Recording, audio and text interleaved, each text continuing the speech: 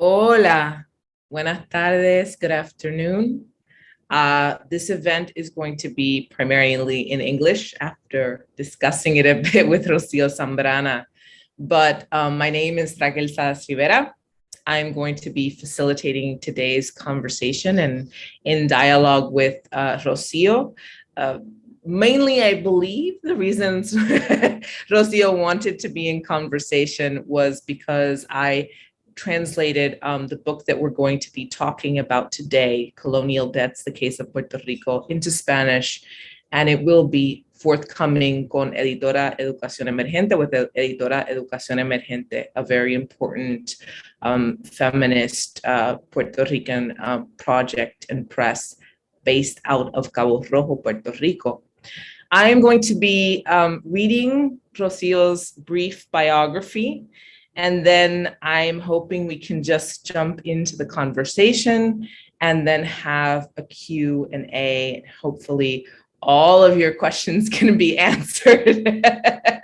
Rocio promised to answer all our questions about the debt. So we'll try and cover that today.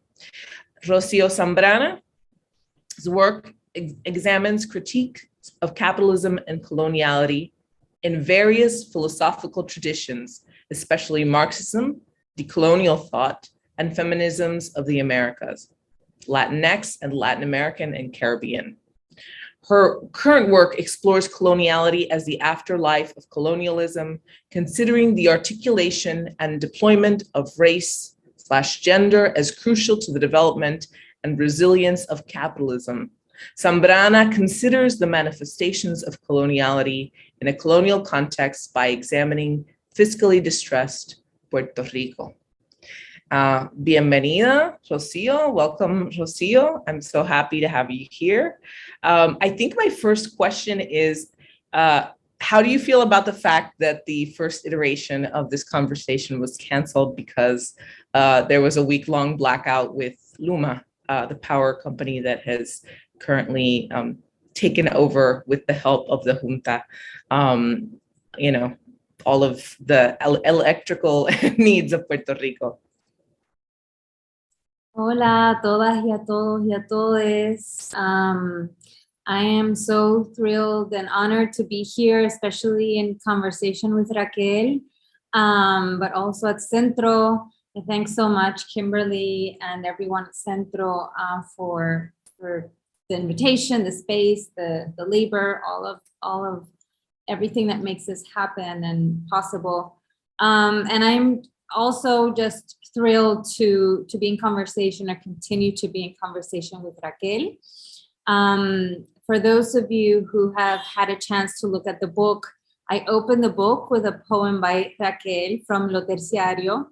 And when Lo Terciario was published in 2017, is that correct?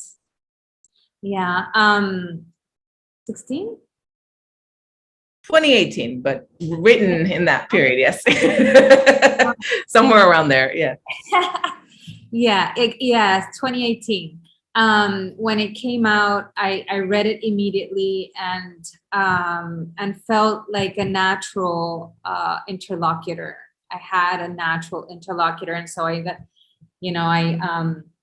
I went and saw Raquel read in Rio Piedras and introduced myself and said, "Thank you for your work, because it is sustaining mine." So this is a really wonderful occasion, and also the opportunity to have the book appear in Spanish, thanks to Raquel's translation and Editora Educación Emergente's interest and support. So yes, so of course the book precisely tries to think about and take account of, or think about, and I don't want to say develop concepts out of, but try to kind of give a broader kind of reflection, because I'm in the field of philosophy, but have a broader reflection about what the debt is and how it operates and how it helps us understand where is the colony? What is the colony? How does it operate? Rather than, what it is on the basis of its legal, juridical predicament, being a legal and political predicament of subordination and domination. But I really wanted to think about how the debt kind of adapts, reinstalls, transforms the colonial condition. But I wanted to think about that in terms of its effects. But what I mean by effects is more how it operates on a variety of ubiquitous, right? In its ubiquitous reach. So not just as a matter of financial debts, but how it actually impacts and shapes the life of Puerto Ricans, and how it, changes the nature of the colonial condition in Puerto Rico, not just on the basis of promesa, but on the basis, again, of how it impacts the life of Puerto Ricans and cycles of expulsion from the archipelago.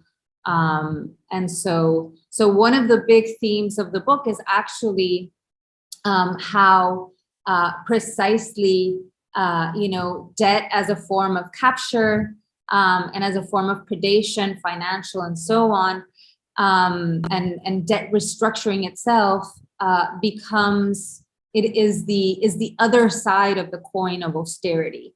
And so questions of austerity, questions of culpability that legitimize austerity, that drive privatization, and that really kind of drive the colonial political economy in this particular juncture, was central to the book.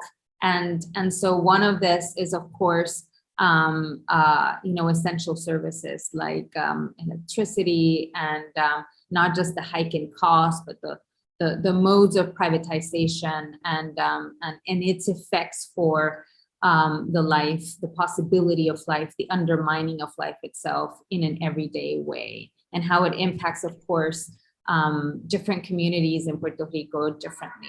So it was, I remember when Raquel, remember when we were working on the translation, when you were translating also, you were experiencing apagones, and so it's a continuation of this predicament.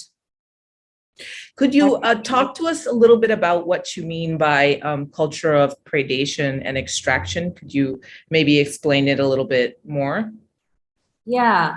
So I think about debt as, so we all kind of have this rough and ready, but now I think Puerto Rico, we are very seasoned in thinking about debt and what it is. But of course, these questions of how finance capitalism functions, and this, kind of public debt or sovereign debt, all of these, kind of big scale, they're very kind of hard to, or they seem like hard to understand. And I think they are. But what I'm interested in is how debt, rather than asking kind of how it was accrued,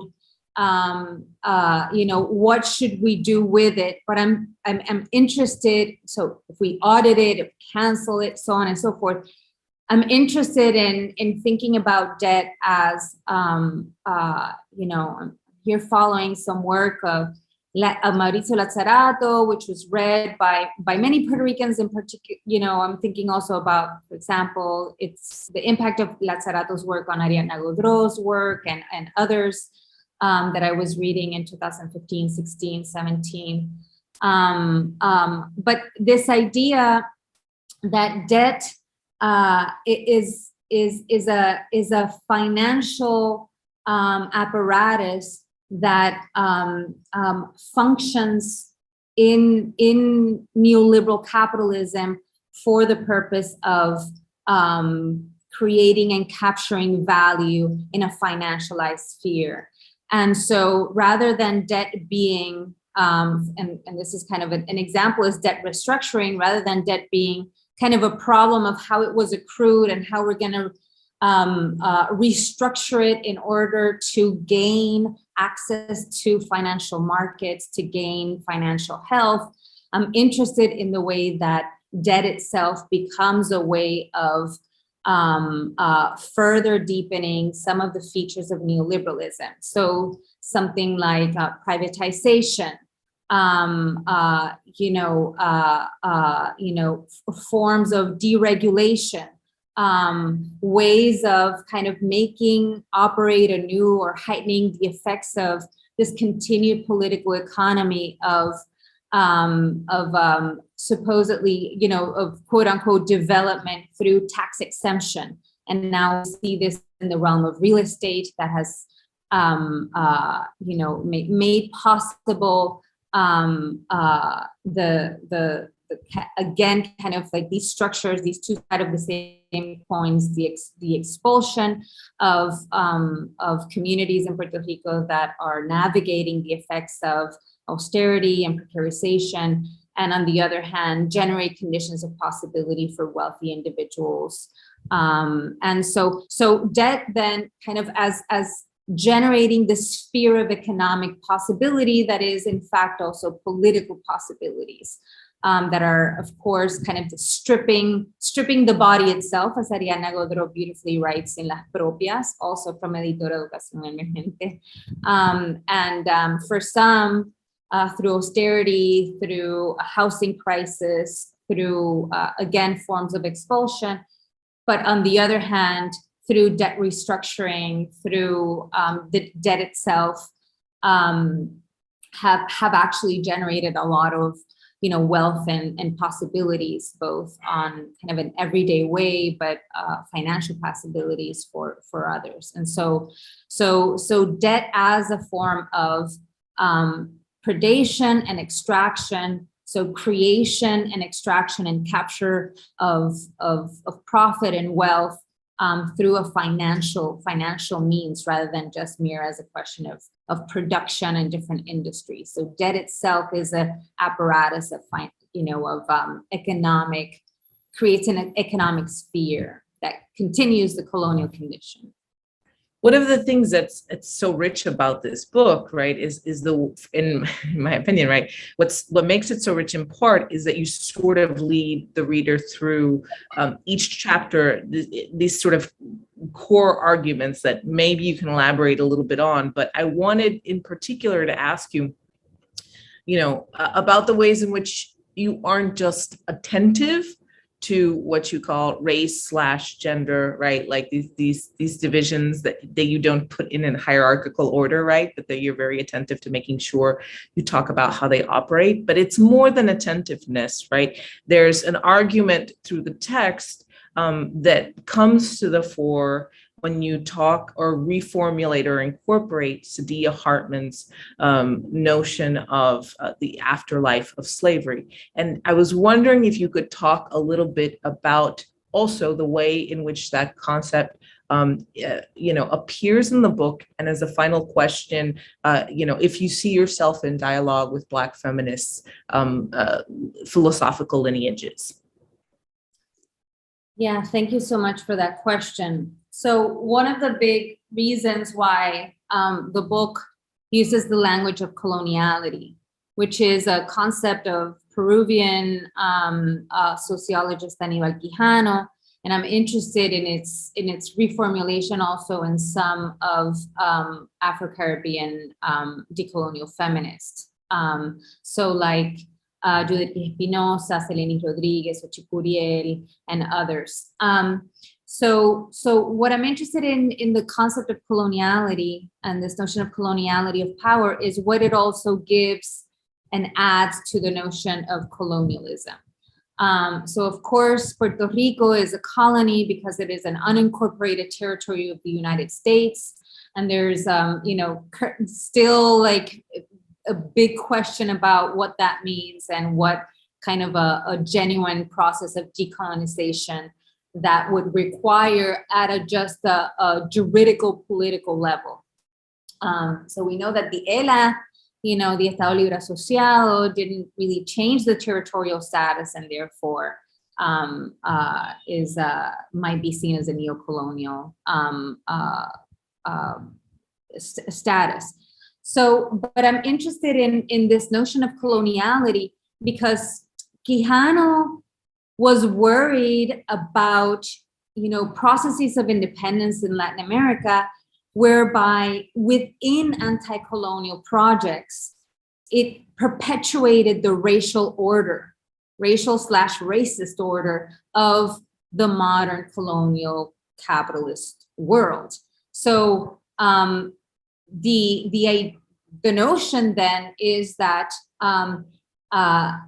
coloniality tracks or highlights and kind of tries to understand the way that, élites criollas, criollo elites. I don't really use the term Creole for very specific reasons. So élites criollas perpetuated, the racial order of the colonial condition. So in that racial order, in particular in the Caribbean, and as something constructed not only through conquest and indigenous removal and genocide and erasure, but also the Middle Passage, the plantation, racial slavery. So it's a fundamentally anti-Black, anti-indigenous kind of world. So that very idea of a world, one world, un solo mundo, is fundamentally, structurally anti-Black, anti-indigenous. And so the notion of coloniality, Aníbal Quijano doesn't talk about it in those ways, and he's thinking about the Andes. So we have to really kind of do a lot of rewriting of his concept to think about the Caribbean, in particular Puerto Rico. But this notion of coloniality is very, very, I think, insightful for thinking about Puerto Rico as in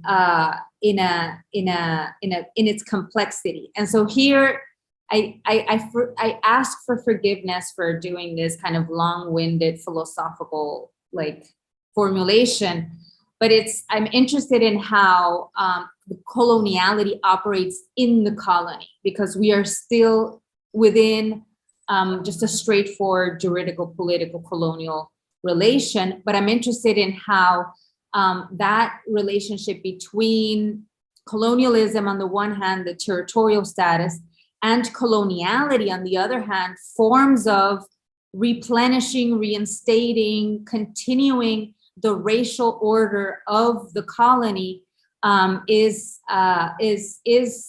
in this particular juncture facilitated by the debt crisis.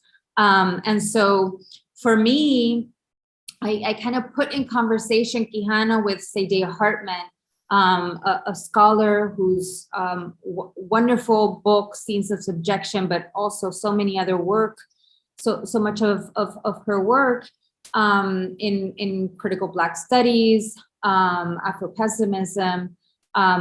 She talks about the afterlife of slavery because she's interested in, again, kind of the perpetuation of the forms of racial terror and racial violence that through and after emancipation, and that are ubiquitous today in very particular ways in the United States. And so I'm interested in, kind of, again, really rethinking, not even rethinking, but taking Quijano's invitation to think about the racial, because he centers race as precisely what and the racial order, the racist order of the colonial condition that is kind of reinstalled through processes of independence or decolonization. That's what his big worry is. And so for me, that concept helps me think about how debt operates as a form of coloniality, as a form of reinstalling that racial order. But I think about it in light of Saidiya Hartman's term of the afterlife of slavery, because I'm interested in thinking about how modes of anti-Black violence are also aided and supported by the debt crisis, and then its own kind of more, intensification with Maria and disaster capitalism kind of also entering there.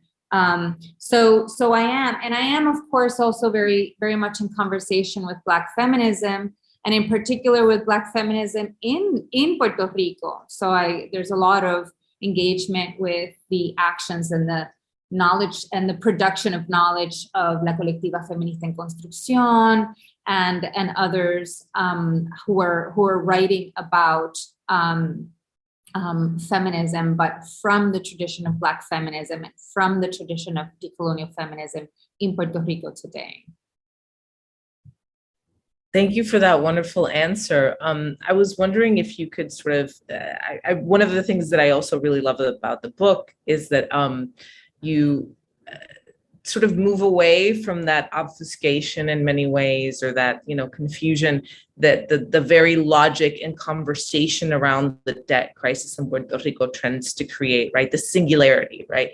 This is a problem that we've created. This is a problem that comes from all of these years, right? And you situated it again within a larger neoliberal, right? Like trajectory of neoliberalism, which makes sense also because, right, you have people who were advising the IMF coming in and also playing a key role in the devaluation of the bonds. So there is a connection right there economically, but also in bringing in concepts from philosophy, it kind of gives it another depth. It breaks some of the barriers sometimes that fields, academic fields especially, tend to create that make it a little rigid sometimes to think about these things that go far beyond, right, an academic field and are impacting the lives of so many people. And I was wondering if that was a concern for you, coming from the field of philosophy, how to approach this, how to think about it, if it felt like a limitation or it felt like an advantage to come from the field that you're coming from and deal with such a big question, right? Not just the question of the case of Puerto Rico, but how that relates to larger processes of debt. And after this, we can move to the Q&A. Yeah. So yeah, thanks for that question. So philosophy is a very strange field because of its kind of its strictures and what it takes itself to do. So I'm like you, from Mayagüez, and I studied in la UPR, in the University of Puerto Rico, Mayagüez, and did my undergrad. I wrote an undergrad thesis on Puerto Rico and the transition from Spanish to US colonial rule, kind of thinking about this in terms of Foucault. And then I went into the field of philosophy and did 12 years of German idealism, Marxism, and critical theory, because kind of Puerto Rico was kind of seen as, or is many times seen as, kind of this empirical fact, not a site of conceptual articulation. And so for me, this book, on the one hand, I if I were to write it again, I would try to write it less in an academic tone, in terms of truly trying to follow, try to really think about how this operates by really kind of pulling from different resources in theory, and in theory that spans a lot of different disciplines. But I do think that what my big aim on the one hand was, of course, to try to contribute to the conversation in Puerto Rico and in the diaspora about Puerto Rico, about the debt. But I also wanted to contribute by also trying to kind of think with philosophy in terms of trying to unsettle some of the some of the intuitions about what colonialism is and how it operates in this context, try to go beyond kind of the issue of numbers, and try to really kind of think about, again, kind of the more broader questions. And I also, for me, it was also, debt itself is a very capacious concept and a very capacious thing. So you start off thinking about, I started off writing a book on neoliberalism in Puerto Rico, and then it just obviously was about debt when I started to write it and to think about it in 2015. And for me, debt is a social relation. It's an economic relation. It's a question of, it's a theological relation. It doesn't have a stability of the type of how it exerts power can be very unstable as well. So I thought that philosophy was actually a big advantage. And I also thought that philosophy was advantage in terms of some of the resources that I had, but the archive of the book is people in Puerto Rico and from Puerto Rico writing from their experiences and their own research on Puerto Rico and from many different fields. And so I read your poetry as philosophy, Ariadna Godreau's work, which is so important for the book, as philosophy. So kind of, especially also when it came, because the first two chapters of the book are, let's say, diagnostic. They talk about, neoliberal coloniality. They talk about exceptionalism. And then the other chapters are about protest, and they are about forms of decolonial praxis that seek to interrupt debt.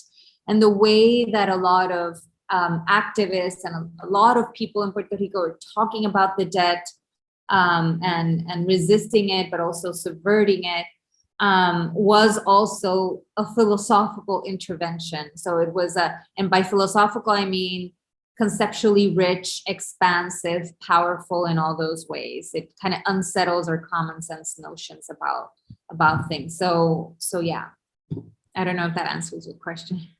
It does answer my question. Thank you so much.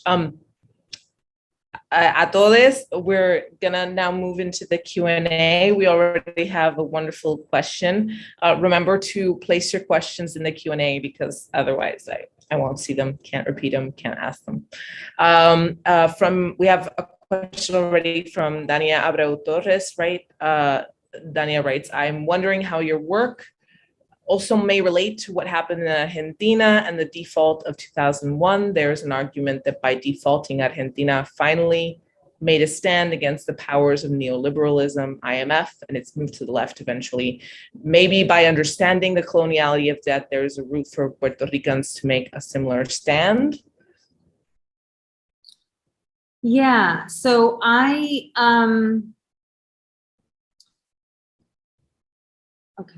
just wanted to, yes. So I actually I was a bit distracted because I was putting Raquel's poem in the chat, but thank you, Dania, for this wonderful question. And, throughout the time that I was writing the book, I had the opportunity to be very much in conversation with Verónica Gago and Lucy Caballero, who are not only activists from Ni Una Menos, but they also have done a lot of work on debt. Verónica Gago has a book on neoliberalism, but then also they published a book, which is an essay and then a set of interviews, una lectura feminista de la deuda. And so I was constantly not only in conversation with them in different spaces, but also reading their work. And in my book, I also respond to it a little bit. And I'm so some of the really important things, because of course they are also traversing questions of indebtedness again in a very, very, very big way. And so some of the really powerful things that Verónica Gago and Lucy Caballero have written about is, forms of also, they call it narrating debt, narrar la deuda, because debt is kind of this abstract thing. It's this really complex thing. In the same way that people think that we need experts to audit a debt or to understand the debt. Citizen debt audits kind of challenge that.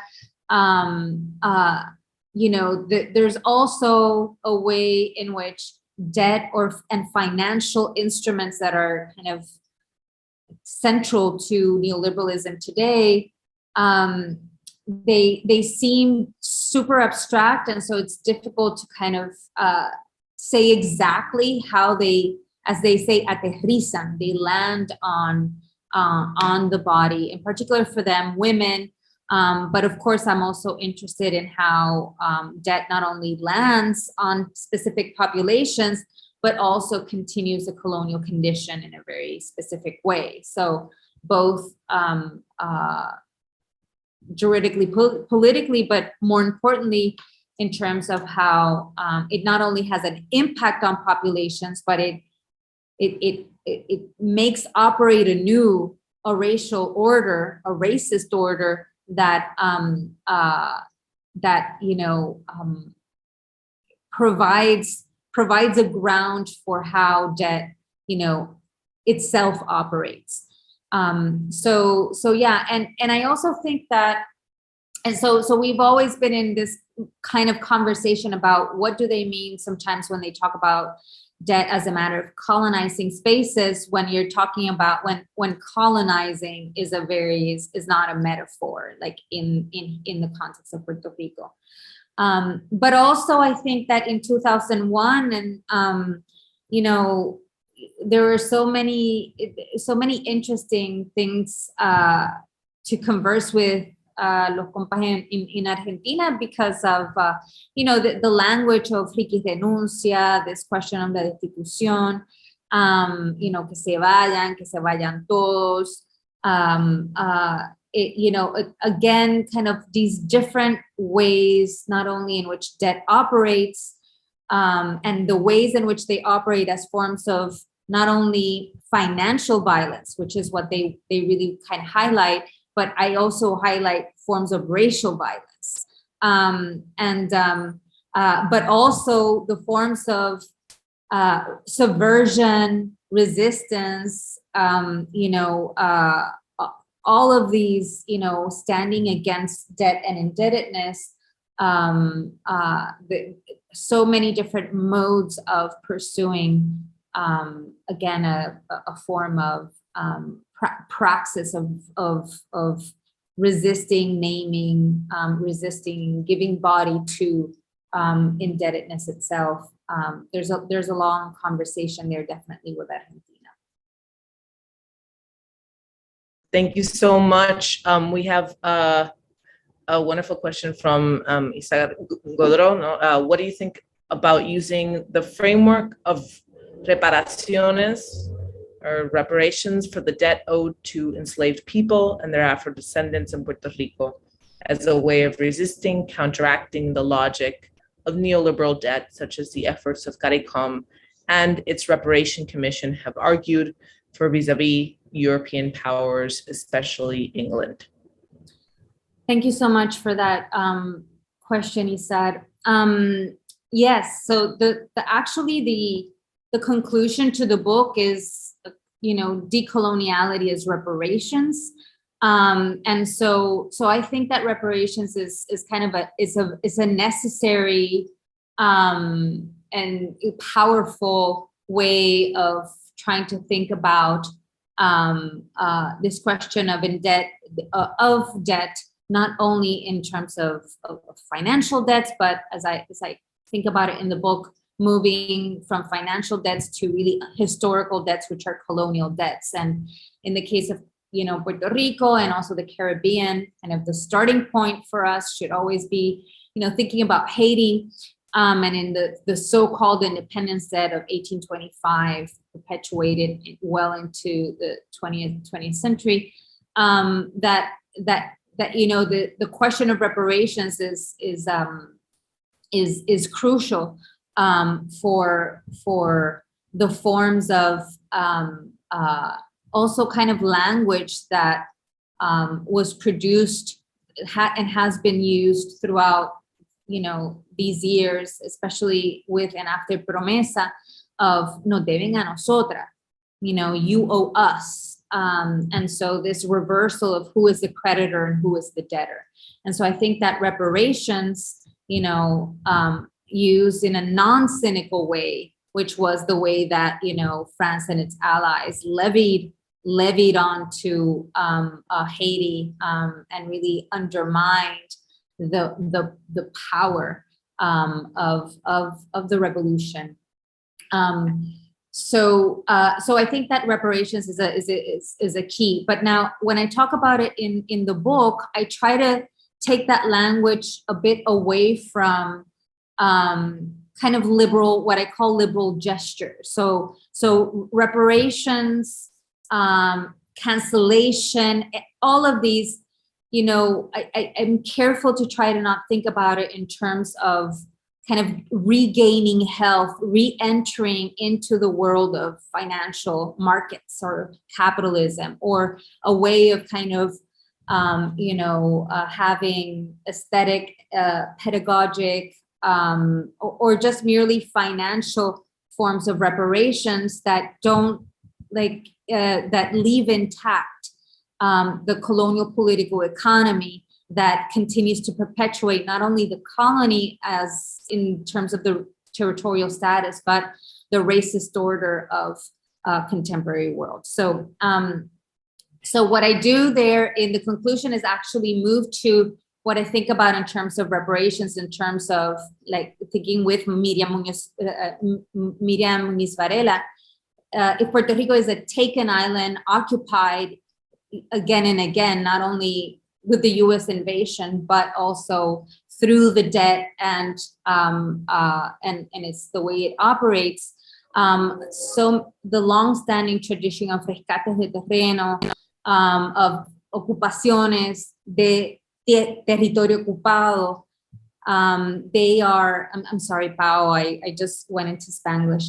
But these are ways of kind of thinking about reparation, because they have the possibility of not only taking back land, but, undermining or challenging private property, forms of gentrification and expulsion, different forms of thinking about land, food sovereignty, and energy, and different forms of relating and accountability transversally in terms of race, gender, and the like. So yes, this is a central thing that we should be thinking about, not only in terms of the US, what they owe us, capital, what it owes us, but also reparation in terms of that, not as an opportunity to kind of continue to build this world of colonial capitalists, this kind of racist order of colonial capitalism. Well,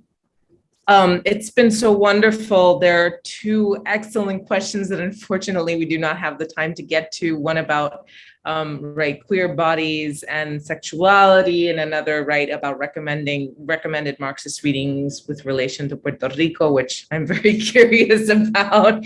But unfortunately we don't have the time. But perhaps Rocio can answer these last few minutes a few of those more individually, or the conversation can continue in other spaces. I want to thank Centro, and I want to thank Kimberly for organizing this, and everyone involved in organizing this, and especially Rocio Zambrana for taking the time to talk about this book.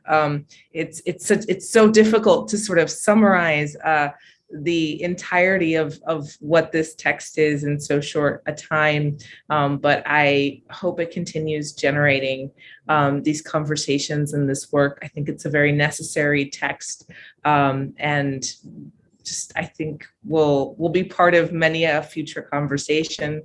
Thank you all so much for joining us, and that's it for today. Gracias, Rocio. Gracias a todos. Gracias a todos. Thank you, Raquel.